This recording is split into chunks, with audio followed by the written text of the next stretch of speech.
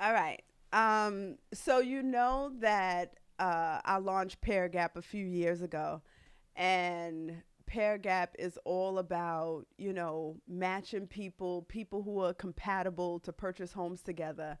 And I often get questions from people who are interested, but they always ask about if something goes wrong, and I always feel like I try to do due diligence up front, so nothing goes wrong. So compatibility is like the most important thing, and trying to see if people are compatible, and that's whether they are purchasing with friends, family members, partners, or strangers. So I guess the first question for you is, how could co-ownership, or how do you think co-ownership compares to a relationship or a marriage? Ooh, all right. Well, there's a lot of comparisons, but I want to start with let's get a prenup because we're talking money. And even in relationships, I'm a big believer if there's money involved in assets, and especially when people are at a point where they're ready to invest, they likely have amassed some sort of financial accomplishment that they want to protect because Right. nothing's guaranteed. So I would say that. But also, it's really important from a compatibility standpoint to have the right personalities, especially if Mm-hmm. you're investing together and you're actually going to occupy the space together. The personalities really need to be in alignment because that could be challenging. So yeah, so that's something that I would say. Now, if you want specifics about compatibility, I would say having similar core values and key life values. And when I say key life values, is kind of your outlook towards certain things like financials, for example. A lot of couples who end in divorce have very different financial outlook in terms of savings and spending and those types of things, or their outlook towards career, for example. Some people feel like I just have a job to pay my bills, and then some people are very passionate about their career. So having those things in alignment is super helpful because I think overall they will have an impact on investing together and also just the compatibility. No, absolutely, I agree. And life values is a good point. I don't even know that people consider those things when they're even getting into relationships, because I feel like sometimes love overpowers and blinds you, um, with certain things, And I always, when I'm talking to my girlfriends, I always ask, like, hey, I ask a lot of questions up front. And sometimes they're like, you ask too many questions, But I think that it's important, especially like the first at the beginning, to really get to know the person and see who you're getting in a relationship with. So with that, I like dating sites. I think that's the best way to date is through dating sites. What do you think about algorithms matching people who are compatible? I think that an algorithm will help you with ticking the boxes, but Mm-hmm. the compatibility and the chemistry is going to come out later on. And I always remind people of that. There aren't enough questions, I would say, in a lot of these online dating platforms, for example, to really hone in on core values. So for example, and I'm strictly speaking about people who are looking for romantic relationships. People focus on height, they focus on the job title and things like that. That's not going to predict if you're going to have a good long-term relationship. There's a lot more deeper things that need to be vetted. And to your point earlier, asking those questions is so important, and people do the opposite. They lead with emotions, and then Mm. months later want to find out these things, and now you're emotionally invested, and you start to have all this chemical stuff going through your body, which kind of turns you into you're almost like a drug addict, right? Like you have Mm-hmm.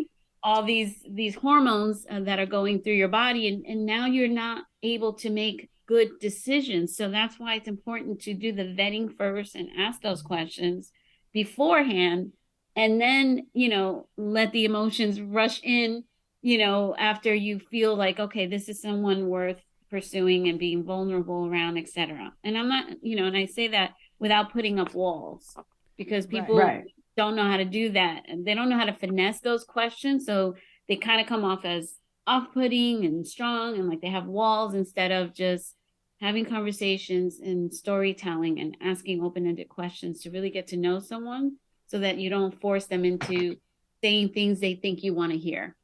Yeah, it's important to have that balance. That balance is important, and it's hard to find that balance, especially like you said, people are leading with the emotions. But then, does that really take away from the relationship if you kind of like the way I look at it is like a business, right? Any marriage is like a business, or it should be looked at as a business, right? You're going to be um potentially spending the rest of your life with this person. Like you said, you have to have the same type of values and goals and end game. Like, what's your end game? So we can see if those align, and we can kind of go through the journey together, And so, when you think about co-ownership and marriage, I'll go back to that question again. Like, how are they? How can you compare the two? Like we said, a marriage is a commitment. Purchasing a house with someone is a commitment. But are there any similarities or differences that stand out for you? Oh yeah, there's so many similarities. I mean, I think marriage is very much like a business, because you can just have a relationship with someone, but if you go to the extent of actually getting married, now you're creating a contract, and now you're looking for those similar life goals, especially if that contract is geared towards that long-term longevity. And actually, people want to stay together forever, but we all know that not that doesn't always happen. And so if you don't have the same goals, then it's going to create friction, and ultimately could be the demise of the relationship. In the same way that if you make an investment with someone and you're thinking, okay, I have a partner here, but this partner's mindset is, we're going to hold on to that property for X amount of time, then we're going to sell it and flip it. And you're thinking, no, I want to own this for the long haul. Well, you're in two totally different goals there. It's going to have a conflict and it's going to create a problem. So finding those things out in advance is super important. Mm-hmm.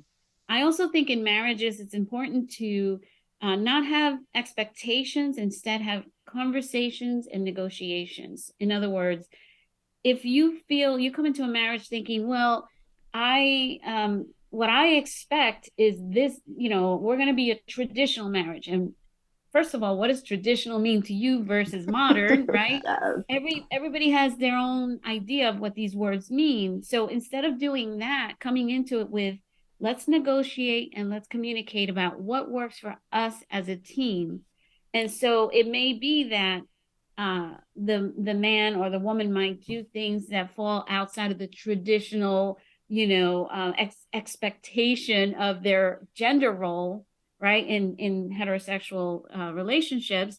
In the same way with, when you're investing together, you can't just make assumptions. You have to say, okay, you're going to be responsible for this. I'm going to be responsible for that, so that we're not duplicating efforts, right? Right. And we're being effective as a partner. And I think that has to happen in a marriage as well. And I think people lose sight of that, and they just come in with their thinking, well, this is how I think it should be. And they kind of make these overarching statements like, it should be traditional. Okay, what does traditional mean, right? You know what I mean? So I think you got to get into those details and work through that, so that you can be a good partnership, and then value each other's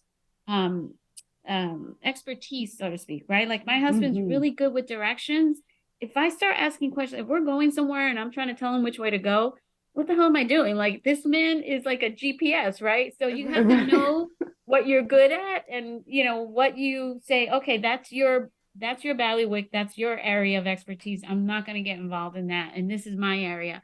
And get those delineations. Otherwise, you're going to be constantly fighting over stupid things, No, I agree. It's like bringing your best to the table, and your partner's bringing their best to the table, and it just everything looks like success from there, right? Because you're bringing your best foot forward and what you're good at, and they're bringing that, and that's what makes people compatible. Sometimes the opposite. But I'm glad that you brought up traditional versus modern. And what would you say, as a relationship expert, the behaviors that people have today that are very different from the traditional way of marriage and relationships? Well, I mean, I think a lot has changed. And I think in most cases, even if people consider themselves falling on a particular category, I think that everybody's sort of in this hybrid model, right? Which is a little bit of the traditional, a little bit about the modern. I also think that they're taking steps in a different way than we did way back when, where you traditionally got married first and then had children. And now, the baby daddy or the baby mama is a term that's used that started out, as almost like a bad thing, or like, right. And now it's kind of like the norm, and it's not frowned upon the way it was before. So which kind of cracks me up, because I feel like I come from an urban background, right? So traditionally these terms come from urban backgrounds, and then they get appropriated by the masses. Yes, Absolutely. I'm constantly having to explain, like, this is what I just had a conversation with someone yesterday who called a friend a Karen. And I'm like, dude, do you even know what that means? Like, you guys have appropriated these terms that you don't even know what you're saying. I'm telling I'm you. sorry, I digress. But No, it's all good. It's a good analogy comparison. yeah, and the analogy there is like, know what the hell you're talking about, right? Too, because like when we say this, this means this to you, and this means that to me. Yes. Like, you really need to understand what words mean, right? But anyway, so yeah, so I think that we're falling outside of the traditional model, or modern, and really turning into this hybrid model. And I think it's good, because you have to define for yourself what works for you, instead of you should. When people start, oh, you should this and you should that, I would say you should all over yourself, instead of just having a conversation and negotiating what works for you as a team. And that goes into investing, or even in marriage. I think that that's another area that's super common. No, absolutely. Now, and you brought up team. I mean, that's exactly what it is. And traditionally, there was always like this dominant role, right? The male played the dominant role. And, the male is the one that, sorry, let me start that over in case you got to edit that. But traditionally, the male plays the dominant role. And I feel like relationships today is like 50-50. Women are playing dominant roles, men are raising children. It's different. Do you think that those traditional relationships where there's a dominant one in the relationship, or do you think that there needs to be a dominant role in a relationship? Like, there's no such thing as 50-50. There's always someone that leads, and it doesn't mean the other one follows. It's just that there's always that dominant person in a relationship. Do you believe that, or do you think that that's important? No, I definitely don't believe that. In fact, I've done a lot of content on that, because I still hear that from many people from my community, where they feel that a man should lead and a woman should follow and submit and all this stuff. And those words, first of all, are somewhat infuriating to me, because I think it devaluates human beings. And personally, I believe that men want to have a partner who is supportive, and that they can collaborate with. And if you're the constant damsel in distress who can't step up if there's some situation where your spouse gets sick, or something happens, or he loses a job, and if you can't step up, and because you are used to waiting for someone else to take care of you, I find that to be detrimental to a relationship, and it puts a lot of burden on the man. But at the same time, I think a lot of this traditional stuff that we espouse as being this great thing has really not existed for a long time. Like, even going back to the beginning, where women were, quote unquote, at home with the kids, they were also the ones getting all the water and doing all the work around the homes. I'm talking about in the beginning, right, where the men were hunting. So women have always been contributors. It's always been a partnership. And I think that it's a fake or false idea that people feel that, oh, the man has to lead. I think we're always leading. And I think that everyone is not even 50-50. It's 100-100. You need to bring all of yourself to the situation. And then there will be times where you need to lead because that's your bailiwick. That's what you're really good at. So maybe you lead in the cooking, because you're a better cook, and it could be the man or the woman. Maybe you lead in the cleaning, but it's always taking turns in that effort to lead. So this idea that men lead, women follow, it drives me nuts. And I've been looking for science to say that, oh yeah, that's accurate, or that's traditionally how it's been, or that works, that makes a relationship better. I haven't found it. I'd love, if anybody's listening, to send me the research on that, because it's not accurate, and women have always been partners, even in the quote unquote traditional situations. And I mean, I see I have a grandson now, and there are times where I bring him home and I spend the day with him, and I'm like, oh my gosh, my daughter's a stay-at-home mom. I'm like, how does she do it? Because I never did it. I was always a working mom. I don't know how she does it. It's exhausting. You're with this child 24/7, which I love as a grandparent, but it's exhausting. That's a lot of work. So does that not have value? Of course. Absolutely. Sometimes it feels like, it's easier to go out and get the job and be the worker as opposed to staying home. So I definitely know how that feels. But you brought science into it. And how do you connect science to relationships or compatibility or partnerships? And just, if you can, because I feel like we skipped this step, tell me a little bit about yourself and your background, and how you're able to connect science to partnership. Well, I think science plays a huge role. Science and research is really important to me. I spent 20 years in the pharmaceutical industry, and I'm not thrilled about that, but whatever, right? Because there's a lot that I don't agree with there, but they do invest a lot of money in science and research in order to bring these products to market. And so I'm a big believer of science and research, because rather than me giving dating and relationship advice based on my experience only or my opinion, I like to focus on, this is in the majority what has come out. And there's a lot of data that's already coming out. And now more than ever, we're prioritizing relationships as an area of research. So Harvard has had a study going on for over 80 years about happiness. And it turns out that most of the data coming out of it is about relationships. And the same way, one of my mentors, Dr. Orbach, who's been doing a study for over 30 years, it was supposed to be a short-term study, it's turned into 30 years now, still ongoing and supported by the National Institutes of Health. So my point is that there's a lot of coaches out there that just kind of talk out of, their own experience, and it's very anecdotal. And I don't really respect that, because I'm incredulous. Like, I don't believe things until you show me the proof. And a lot of the clients that I attract are really smart people who are very similar to me.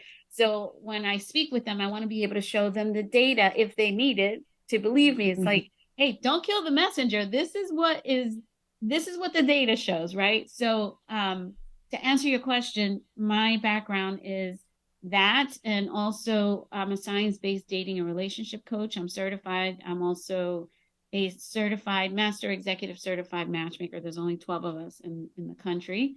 I'm also the former CEO of the only state licensed school for matchmaking. And when I was in my tenure there, I did bring in Dr. Terry Orbach to develop a science-based coaching program, so that these matchmakers could not only learn how to deal with people in their relationships, because, matchmaking is a process of acquiring what are your requirements, right? And then matching you to those requirements. There's not necessarily dating and relationship coaching or knowledge, etc. That they're just following that process. And I'm like, well, one thing is the process, but what's underlying that? And it's learning about people, human relationships. So I did bring that in when I was the CEO of that school, and I think it's helped significantly. And I think matchmakers are now looking at themselves as a bigger picture than just getting requirements and matching you to that. Now they're seeing like the underlying thing, which is what I appreciate in what you do, right? That you're trying to get people to invest together, but now you're digging deeper into like, how do we make this a compatible transaction so that it's successful, as opposed to just, oh, I want to buy a house or a building, and so do I, and so that's it, you know. I think that there's deeper foundations that people can have for these transactions and for these relationships, and I do appreciate that you do that. That's why I love having these conversations with you. No, that's good. And I love the fact that you include data and science and research in your sessions and really showing people that people are doing this. This is what's happening, right? And I think that, it kind of, I feel like it's revolutionizing the dating world, and partnerships, in general. So I appreciate, the work that you do. So, oh, sorry, I'm trying not to cough. And I follow the trends as well, right? Because our society will start trending into doing something, and then the data, then people start researching and saying, well, why is this happening? And then we look at, okay, so this is the data, and then what is the science behind that data, so I do follow the trends, and sometimes the data and the science are not caught up with that, like things like ghosting, right? Mm-hmm. Which has been a trend. There's a number of things that happen, like, for example, cuffing season has been a trend for years and years. Well, it turns out that there's science in explaining why that is, right? And it goes back to the beginning of time, where humans needed to couple up and like sleep together because they needed the warmth. They didn't have heating systems, etc.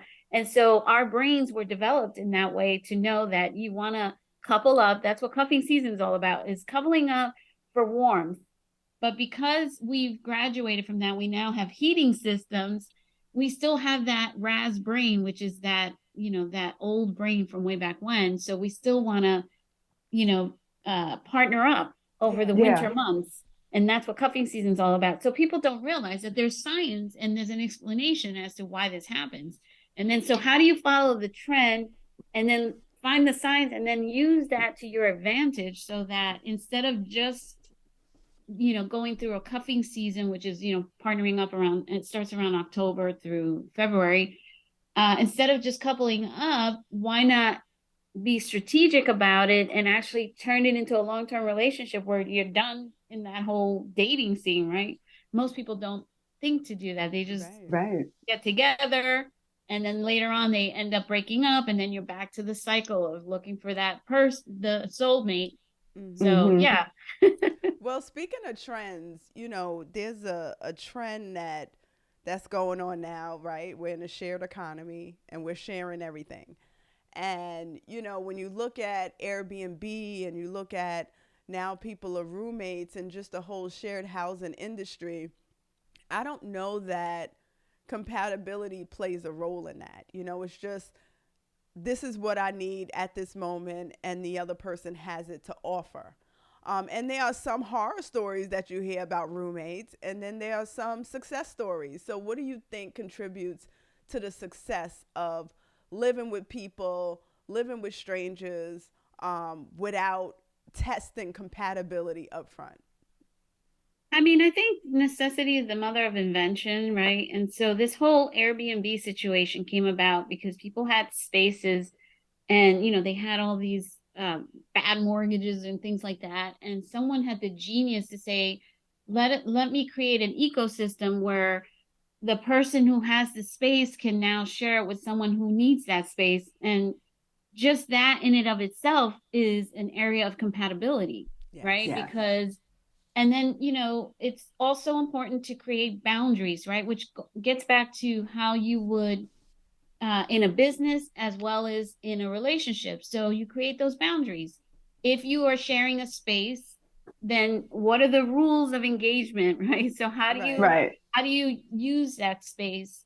So whether or not there's compatibility, if there are clear boundaries, then that can work. And I think in the same way with relationships, it's really important to understand what your boundaries are and know how to communicate them. And it's a little trickier in relationships because in relationships, you're worried about the other person's feelings and how you communicate and all that versus a business setting where you're creating boundaries, essentially the rules of how you use this property. They're just rules. It's a little bit more transactional and more matter of fact, take it or leave it. Like these are the rules, take it or leave it. So that actually can work. And that's maybe a difference there, but you're still communicating those boundaries. And I think that's why we're able to do that, to be able to share rides like, Uber, where or Mm-hmm. shared, like all of this stuff. And I love where the world is trending, and it's trending towards collaboration is what it boils down to. Absolutely. And I think that with collaboration, you get to reach your goals faster. You know, if you are by yourself and you're going at it alone, but then you find a partner that's compatible, you can actually reach that goal faster. You can actually get to where you want to go faster. You know, it just makes the convenience of having what you want now instead of later, you know? And so I love that you said the world is going toward compatibility. It's like, I love the space that we're in right now. Absolutely. It's a game changer, and businesses are realizing this. People are realizing it. Influencers, investors. I mean, the whole term investors. It's a group of people are collaborating, pooling their money to invest, Mm-hmm. right? And the same way with marriage. Traditionally, that was basically the only form of collaboration outside of the stock market and all that. That's on the business side. But marriage, was part of that, collaborating Mm-hmm. together to achieve things together a lot faster because you had that. But now people are going outside of that, and it's not just a marriage. It could be a group of friends who are all pulling together and investing in properties. It could Mm-hmm. be a pool of friends that are pulling together and investing in the stock market. People are just wising up. There's so much information, and I think that also is a huge game changer. We are in the world of information, although now it's going a little bit on the evil side, which is becoming a little bit more misinformation. But Yes. the whole proliferation of the internet was to help people with gaining information, access to good information, or available information faster. You don't have to go to the library anymore to research something. You can go online. Right. We just have to be very mindful and careful of the misinformation that's also out there. Yes. And I think that you can verify people better now. You know, it's not like you're going in blindly. You can do your due diligence and see if they have anything out there that is negative, you know? So I think that's the good thing too, that we have that ability to do our due diligence and research someone. I mean, when I'm about to have a business meeting or when I'm about to, link with a partner, I'm always researching about their work before I actually have the meeting so I know a little bit about them. So I think that this space of information helps, finding people that you're compatible with, finding people that you can grow with,